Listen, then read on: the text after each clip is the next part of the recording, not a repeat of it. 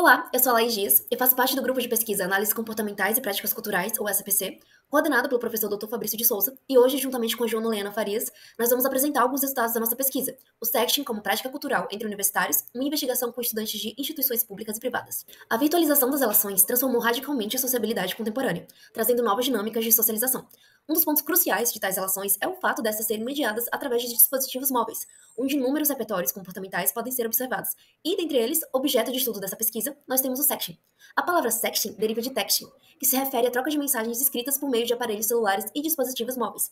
Segundo Simpson, em 2013, o sexting é a transmissão por mensagens de texto ou imagens e fotografias de informações pessoais de conteúdo sexual e imagens do próprio corpo, em nítida alusão sexual. É importante pontuar que nós consideramos o sexting enquanto uma prática cultural, e para isso nós recorremos a Glenn, que enumera características definidoras de tal fenômeno, onde temos que a prática cultural, na análise do comportamento, ela se refere a comportamentos operantes e, em menor medida, a relações respondentes condicionadas, que são sensíveis às consequências.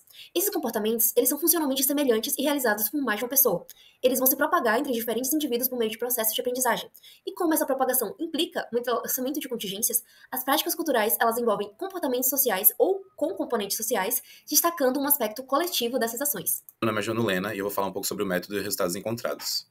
Essa pesquisa, ela focou o estudo do fenômeno do sexting em estudantes universitários de instituições públicas e privadas de todo o Brasil. Para isso, foi formulado um questionário semiaberto, que ficou disponível online na plataforma Google Forms por 7 dias.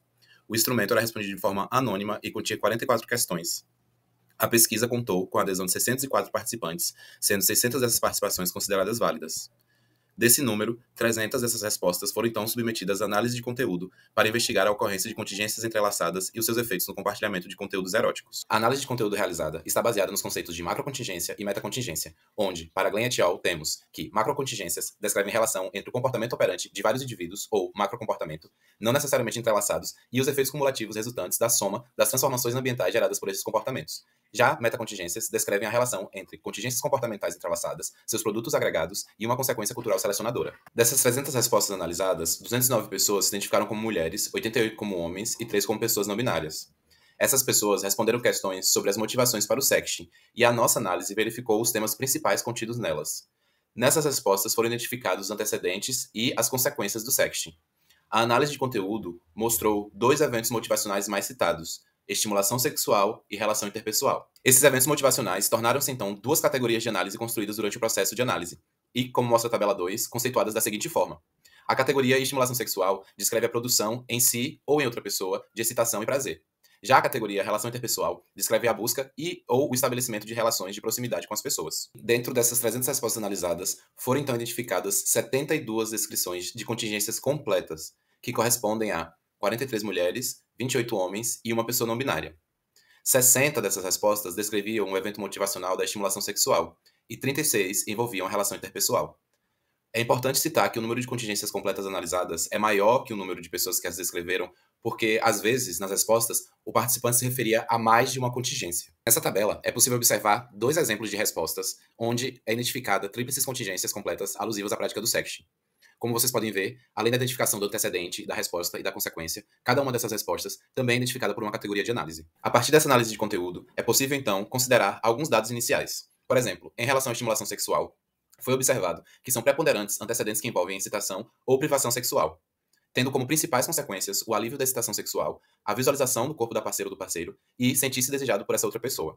Já em relação ao relacionamento interpessoal, são preponderantes antecedentes que se relacionam com distância física, pedidos e a condição de confiança entre as pessoas, tendo como principais consequências observadas a manutenção de proximidade e o estabelecimento de uma relação de intimidade em aspectos que extrapolam a questão sexual, como, por exemplo, o vínculo de amizade. Considerando o que trouxemos até agora, nós temos dados que mostram que a prática do sexting ela é recorrente dentre os participantes, mas ainda é preciso que as investigações elas sejam aprofundadas no sentido de buscar dados que indiquem provável ou prováveis produtos agregados, e se a recorrência da prática se dá pelo paradigma da metacontingência. Os dados atuais, eles não nos permitem afirmar nada nesse sentido. As evidências que os dados do trabalho mostram é que a recorrência da prática pode estar ocorrendo como uma macrocontingência, o que também não dispensa a necessidade de mais dados que corroborem tais evidências. As contingências observadas nos contextos de estimulação sexual e de relação interpessoal, elas indicam a necessidade da educação sexual, para que a vivência da sexualidade, em tempos de comunicação tecnologicamente mediada, possa acontecer com o conhecimento das contingências mantenedoras do sexting e com a consciência das possibilidades e dos riscos envolvidos nessa prática.